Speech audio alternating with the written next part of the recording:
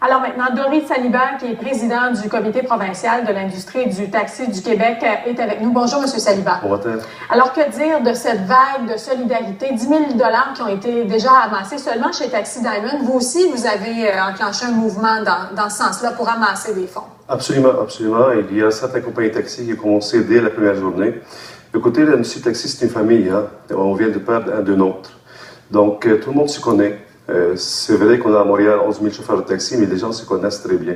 Donc, à chaque fois qu'on perd un de nôtres, tout le monde se met ensemble. Puis, dès la première journée, la solidarité a été très efficace. Donc, on a commencé à ramasser des fonds. Et même si les gens ne se connaissent pas personnellement, les chauffeurs, j'imagine qu'ils se disent, ben ça aurait pu être moi, parce qu'il n'y avait pas de raison, il n'y avait pas de lien entre ces personnes-là, entre la victime et le présumé meurtrier.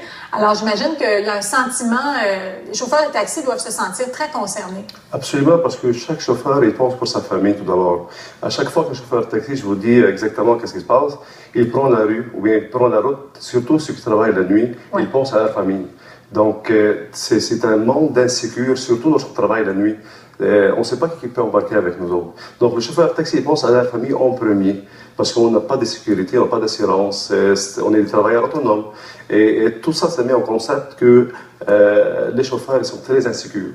Donc, les gens qui sont concernés ou non, pour eux, ils sont concernés, ils sont vraiment dans la situation. Oui, exactement. Oui. D'ailleurs, sa femme nous disait... Moi, j'attendais d'entendre le bruit de la clé dans la serrure à chaque nuit parce que je m'inquiétais, j'avais un mauvais pressentiment depuis que je travaillais de nuit. C'était pas la première fois, d'ailleurs, ça arrive souvent des clients qui partent sans payer. Il y a toutes sortes d'incidents. Alors, savez-vous combien vous avez réussi à amasser jusqu'à maintenant ou c'est trop tôt? C'est trop tôt parce qu'on a des boîtes fermées dans certaines entreprises. On ne sait pas combien de compagnies de taxi ont commencé à ramasser. À date, je sais qu'il y a 2 compagnies qui ont commencé à le faire. C'est Taxi Diamond et Taxi Hochelaga dès la première journée.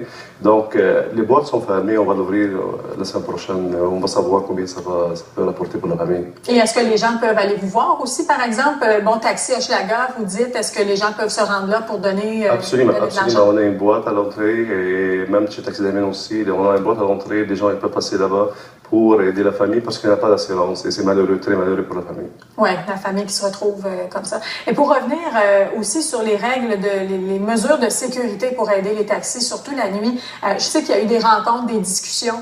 Est-ce que vous étiez là lors de ces discussions avec la ville? J'ai rencontré la ville, j'ai rencontré le maire lui-même et j'étais très étonné de voir que M. Coderre est très penché sur ces questions et les questions de sécurité pour les chauffeurs de taxi. D'ailleurs, c'est la première fois qu'un maire nous interpelle immédiatement après l'incident pour nous rencontrer, pour voir de quelle façon il va aider l'industrie de taxi. C'est lui qui vous a appelé? Absolument. Absolument. On l'a rencontré, je l'ai rencontré personnellement avec M. Salem, qui est le responsable de transport. Mme Sanson aussi. Oui, et c'était très efficace comme rencontre. Je peux vous dire que c'est des gens de grand cœur et ils ont pris ça très à cœur. Donc, le travail a commencé immédiatement après la rencontre. Donc, vous vous attendez peut-être à avoir des développements dans les prochaines semaines? Absolument, absolument. On a enclenché des rencontres la semaine prochaine, surtout nous comme industrie taxi, parce que c'est nous qui va ramener le dossier complet à la ville à la fin d'approbation. Et j'espère qu'on va arriver à un très bon résultat très prochainement. Alors, on prendra de vos nouvelles cette semaine, sans doute. Il y aura peut-être des développements positifs ou encourageants pour les chauffeurs de taxi. On le souhaite. Parfait. Merci, M. Saliba. Merci, avec plaisir.